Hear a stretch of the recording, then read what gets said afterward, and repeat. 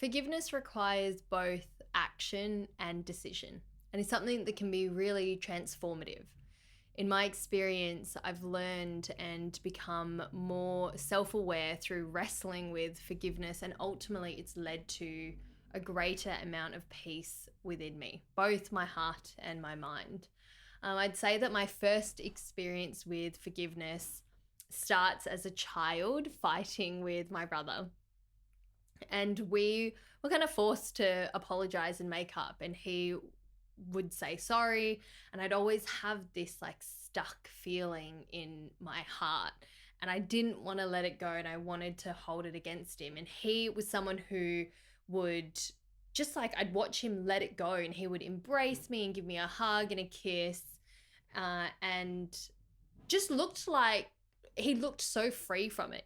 We just had this fight, and here I was holding on to something, and he was just okay, I guess, like not holding it against me anymore. Anyway, and then we'd move on and we'd keep playing.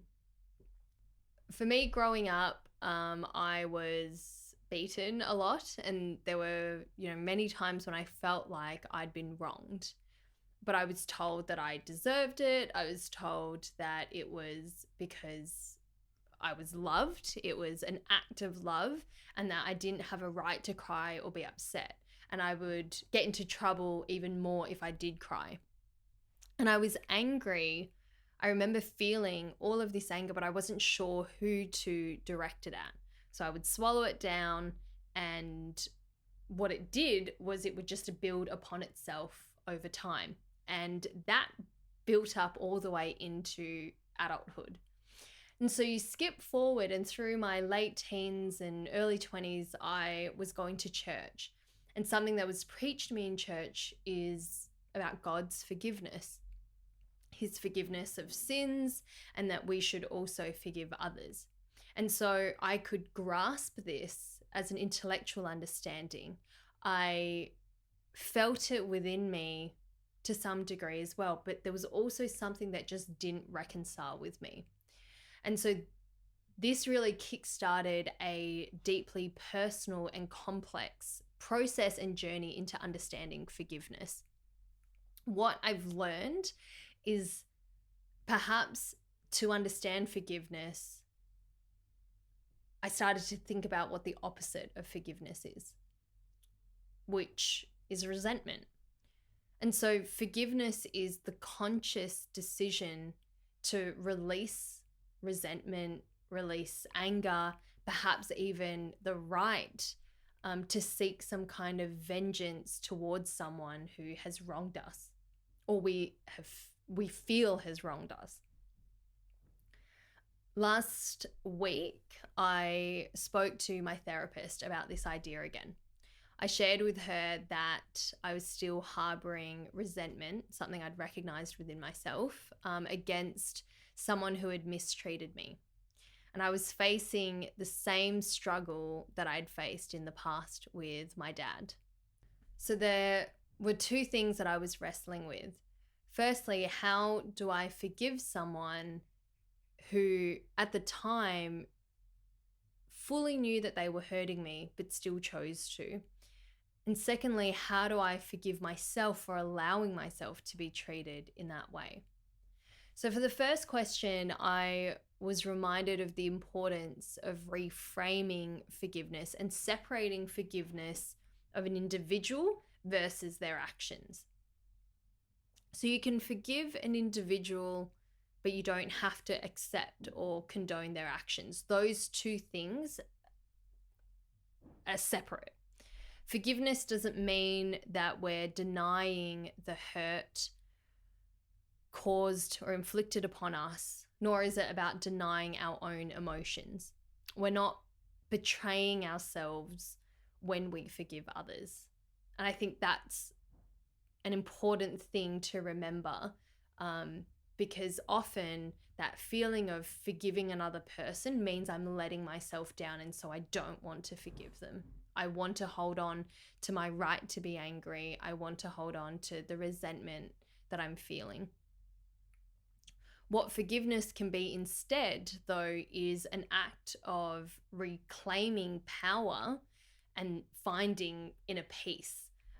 And that can really help to shift our mindset. Forgiveness also doesn't mean that we have to continue having a relationship or contact with a person. Something I realized in talking with my therapist is that I've been raised to believe that family's family no matter what, and you must have honor towards your parents. So the idea of like cutting your parents off is completely disrespectful. It's not okay. It's a poor reflection of the child for doing that. Like, you don't have a right to, in my culture that I grew up in, to do that. And so over the years and in my journey of exploring the idea of forgiveness towards my dad, what I needed was space. And so I took this space. And that, I don't think, is something common in Vietnamese cultures. You are typically expected to continue to respect, love, honor, obey your parents, regardless of whether you agree with their opinions, regardless of how old you are, regardless of what stage you are in life. So I took the space that I needed and I set firm boundaries. And what that did was it gave me the time that I needed to process and work through my emotions. I needed to work through a lot of the trauma and ultimately hold space for understanding, for compassion and empathy towards my dad. What it allowed me to do was to see beyond my own pain and understand his perspectives, understand his trauma, his experiences as a child, as an immigrant, a refugee growing up in Australia, and his experience of the world. Humans are incredibly complex creatures, and we all have our own turbulence and our own stuff going on. And this isn't to justify any kind of wrongdoing or to accept actions that we don't find acceptable. You know, that doesn't mean that we have to accept actions of those who have crossed our boundaries or who have abused us or hurt us. What I'm saying here is to just understand. For me on this journey, I, at that point, decided that I didn't want to be, nor was I going to be, the person to punish my dad. And in this case, he is someone who I choose to have a relationship with. And I've had some people reach out, you know, from listening on this podcast to ask about that, and ask about how or why I still have a relationship with him, or what that's like. And it hasn't always been easy. Again, I think this is probably, maybe this is actually me procrastinating a little bit, but I want to have a more fuller fleshed out episode on my relationship with my dad and how I have found some healing there. But I don't think that this is the space for it either. But what I can say is that in this journey of me exploring the idea of forgiveness over this period of time, took a few years. And it didn't mean that I had cut him off completely. It was just a lot of space that I created. And I would see him, you know, when I wanted to. I'd reach out when I wanted to, but it wasn't ever out of an obligation or a duty of being a good daughter. It was genuinely because I wanted to. And that during that journey, I was able to explore so much within myself without having the pressure of all these duties and having to. There was no need, I suppose, no inherent need for me to forgive. It was just me going, let's see where we go as I work through a lot of my stuff, and through the development of more compassion within me, both towards myself and to others, I think I was then able to let go of a lot of this anger that I'd held on to for my entire life. Like coming to realize at 26 years old that I've spent most of, probably almost all of my life, feeling a full duality of like love and hate towards my dad, of like so much joy, but also so much anger, so much resentment, so much blame for a lot of hurt, both inflicted upon me and just as a byproduct of a lot of stuff that happened within our family. So yeah, through the course of a few years, as I was exploring this, it was a very active decision to let go of that and to choose to forgive him. And then also on top of that, to then choose to continue having a relationship with him. And that's not the case for like other people in my life though. And forgiveness doesn't have to mean reconciliation or reestablishing a relationship or a particular dynamic. I think what's important is to set clear boundaries for you. It's important to reflect on what it is that you need and to respect yourself and to honor that. So for me, that's a decision that, hey, when it comes to my dad, that I want to have a relationship, and that's something that I am willing to establish and find reconciliation. But yeah, that's certainly not the case with other people. I think there are other people who I'm pretty much like pretty happy to not see you or speak to you. And there's no ill will there. It's just genuinely like I have limited time and space and energy, and that's not something that I have a desire to explore. So that's, I suppose, a bit of a summary on how it is that we can answering that first question of like, how can I forgive someone who knew that they were hurting me and like still chose to do it? A lot there is that often I think in kind of revisiting that idea of compassion is people's wounds come into play so much of the time. And when you think about, how reactive we can sometimes be, it's not coming from a place of malice a lot of the time.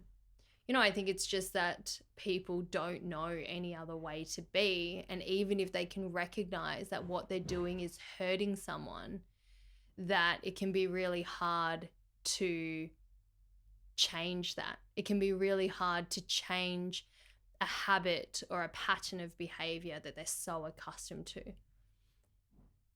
I look at the way that I was raised, and I look at actions that I disagree with, and a lot of punishments that I disagree with. And I can also see past that was so much noise going on downstairs. Sorry, I don't know if you can hear any of that.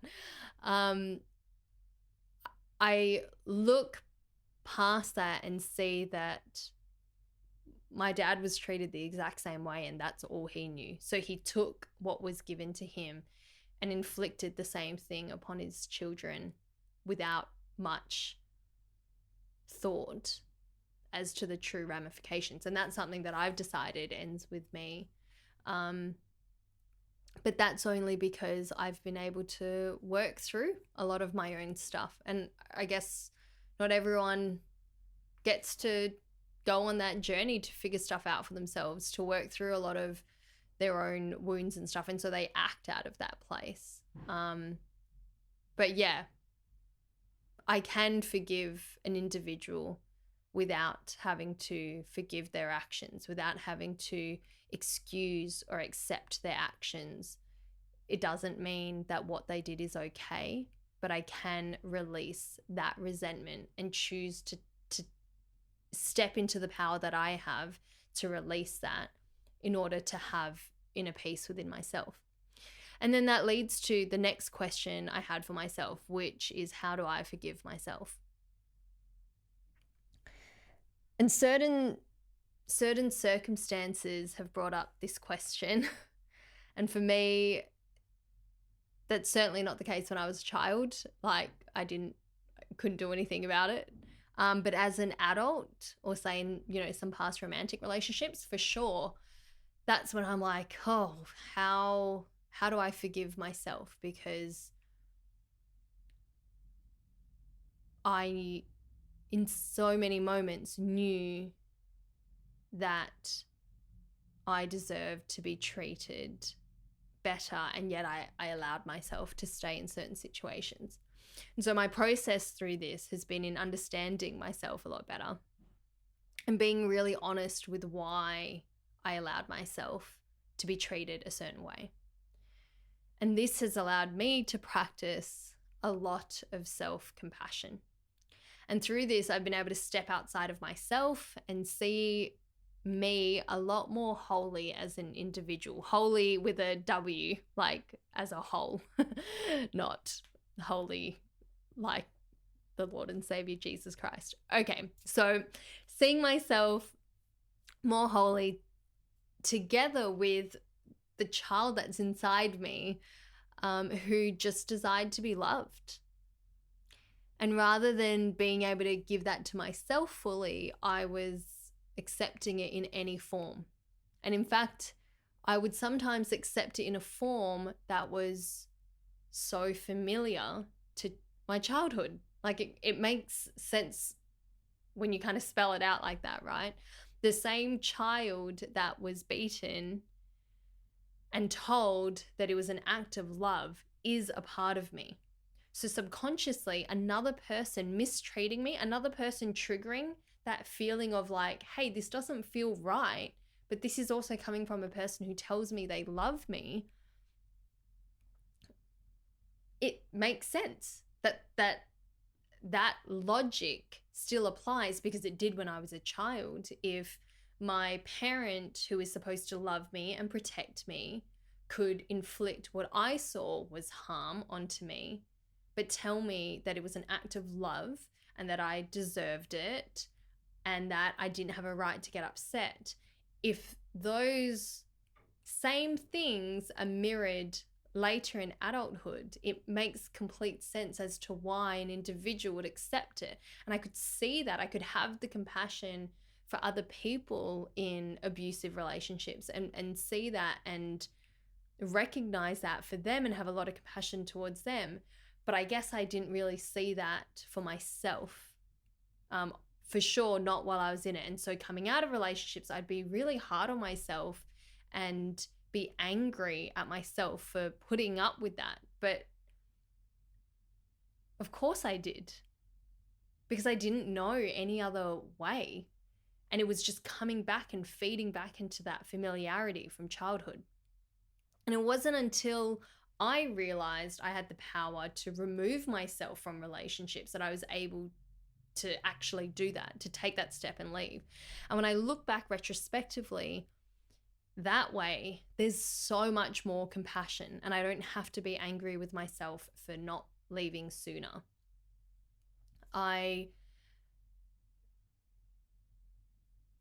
In fact, I can actually look back and see how much courage that must have taken for me to really walk away. You know, what I said just a little bit earlier about this idea of relationships just stay, right? This idea in the way that I've been raised is like family is family.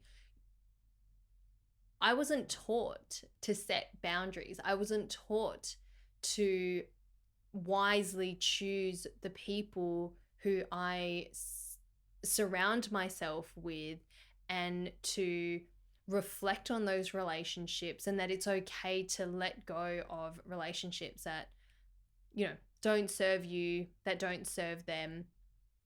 I watched and witnessed my mum suffer through an abusive relationship for 20 years before she walked away.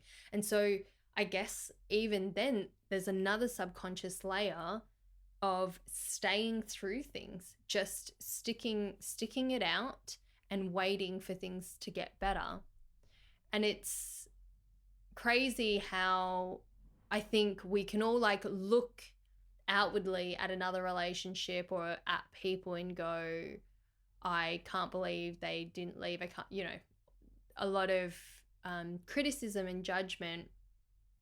And yet I understand what it's like being in something where someone is hurting you and just hoping for it to change and waiting for it to get better.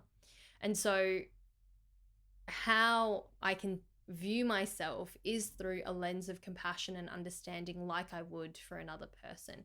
How I forgive myself is being able to see and understand that this wasn't always a conscious, it wasn't in fact a conscious and active decision. A lot of it was formed because of my subconscious. It was formed from familiarity. And in fact, that I've been able to leave and walk away is so courageous, and I'm really proud of myself for doing that. And I'm grateful that I am not someone who has stayed and chosen to stick it out any longer. The last thing I've learned, it's probably not going to be the last, but the final thing I'd like to share about what I've learned is that forgiveness is an ongoing process. And I'm not sure that it's something that you can just decide once and it's done.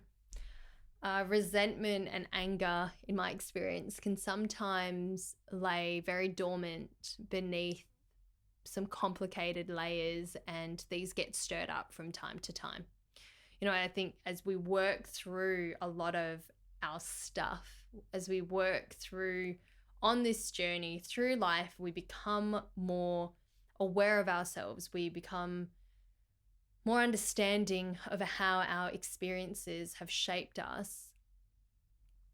These layers start to be uncovered, and then we see what's beneath them. We see what's mixed up and stirred there.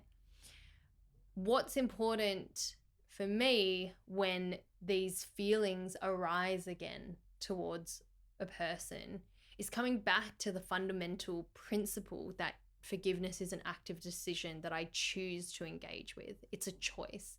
It's an active choice. And it's a practice, I would say. The person in my life who I have felt the need, the opportunity perhaps is a better word, to forgive ongoingly is my dad. And through the last 10 years of a lot of counseling, a lot of work, a lot of healing and moving through life, I have faced so many different moments where I've had to confront and revisit this idea of forgiveness and revisit my forgiveness towards him, and chosen to then, as these layers have arisen, to let go. And, that's one person, who has, for me, wronged me to some, certain larger degree. And then there are other people. And something that I choose to do is to forgive and to let go of things as much as I can. Really, I choose to forgive everyone who I feel has wronged me. And it's not because that makes me feel like noble or that I'm any better.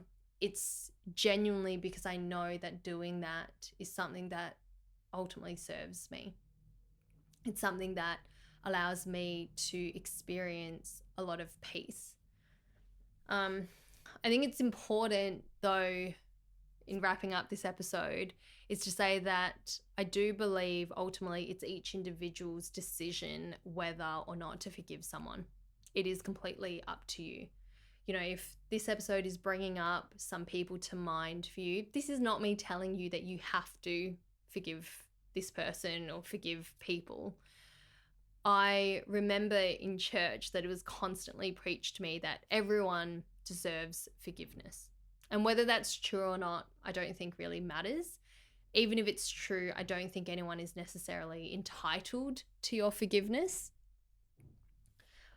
But if holding on to unforgiveness is a further burden for you to carry, if it feels heavy, then perhaps putting that down might just lighten up the load for you, maybe just a little.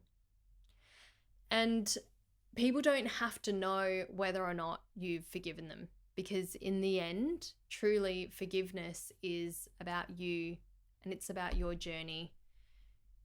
It is ultimately about you experiencing a greater and deeper level of peace within you. That's been my experience, and I would encourage you to explore the idea more, to think about times when you have forgiven easily or perhaps when you've chosen not to. And like I said, I'm not here to tell you that you ought to forgive people or not. I'm just here to share a bit about my experience and how positive it's been in my life in being able to do that. And I would say that by not hanging on to the resentment that I might be entitled to hold on to, it does feel a lot lighter. And my heart and mind feel a lot more at peace. And I think that's pretty valuable and pretty worth it. So that wraps up today's episode on forgiveness. I am always interested to hear what you guys think. So please send me messages. You can leave some comments on YouTube if that's where you're watching, or send me a message. Comment on Instagram or wherever else. If you would like to support this podcast, which I would really appreciate, please leave a review, and you can follow along on whatever medium you listen to this podcast on. You can also subscribe to me on YouTube and share this podcast with your loved ones or anyone who you think might benefit from listening. I really appreciate your support. I appreciate the kind words that you guys send in, so thank you for that. If you would like to support me further and you have the financial ability to, then I've also got a Patreon account. You can follow the podcast on Instagram as well at self_podcast. You can follow me at Amanda Letran. That's Amanda Letran. I release episodes every Thursday, and I will see you next week. Bye.